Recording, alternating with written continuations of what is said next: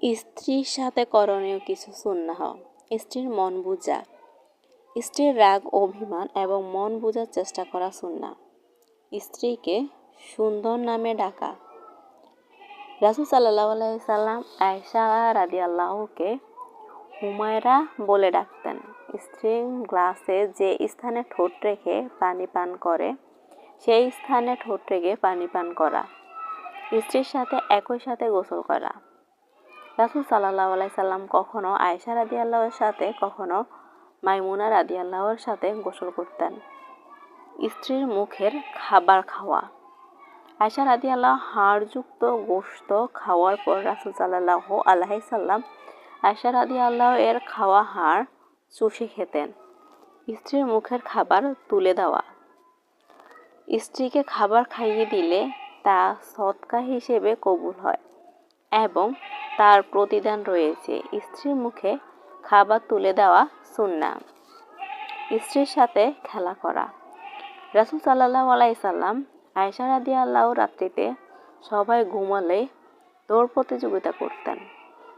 স্ত্রীকে কখনো মারধর করা না করা। রাসূল সাল্লাল্লাহু আলাইহি সাল্লাম কখনো স্ত্রীদের মারধর করতেন না। স্ত্রীর কোলে মাথা রাখা। স্ত্রীর কোলে মাথা রেখে কোরআন তেলাওয়াত করা সুন্নাহ। রাসূল সাল্লাল্লাহু আলাইহি সাল্লাম বলেছেন, তোমাদের মধ্যে সেই ব্যক্তি সর্বোত্তম যে তার স্ত্রীর নিকট উত্তম।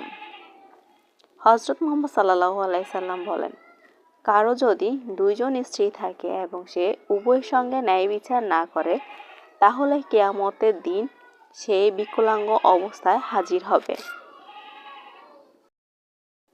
স্ত্রীকে কষ্ট দেওয়া নিষেধ। রাসূল সাল্লাল্লাহু আলাইহি সাল্লাম বলেন, কোনো মুমিন পুরুষ যেন তার স্ত্রীর সঙ্গে দুর্ব্যবহার না করে। স্ত্রীর 2-1টি অভ্যাস ভালো না লাগলে তার অনেক গুণ আছে যা পুরুষের জীবনে কল্যাণ বয়ে আনে। তোমাদের মধ্যে আল্লাহর কাছে সবচেয়ে ভালো মানুষ তারাই যারা তাদের স্ত্রীর সঙ্গে ভালো ব্যবহার করে। এছাড়া স্ত্রীকে সুন্দর নামে ডাকা, একই সাথে গোসল করা, মুখে খাবার তুলে দেওয়া, স্ত্রীর সাথে খেলা করা, স্ত্রীর কোলে মাথা রাখা, স্ত্রীর গৃহস্থালীয় কাজে সহযোগিতা করা আমাদের নবী সাল্লাল্লাহু আলাইহি সাল্লামের সুন্নত। অনেক বেশি গুনাহ হয়ে গেলে, কারো যদি অনেক বেশি গুনাহ হয়ে যায় আর সে গুনাহগুলো থেকে মুক্ত হতে চায়, তাহলে সে যেন নামাজের পর নিজের জায়গায় বসে থাকার বিষয়ে গুরুত্ব দেয়, যাতে ফেরেশতারা তার জন্য বেশি দোয়া ও ক্ষমা প্রার্থনা করে। নারীর 4টি কাজ বিনা হিসেবে জান্নাত লাভ।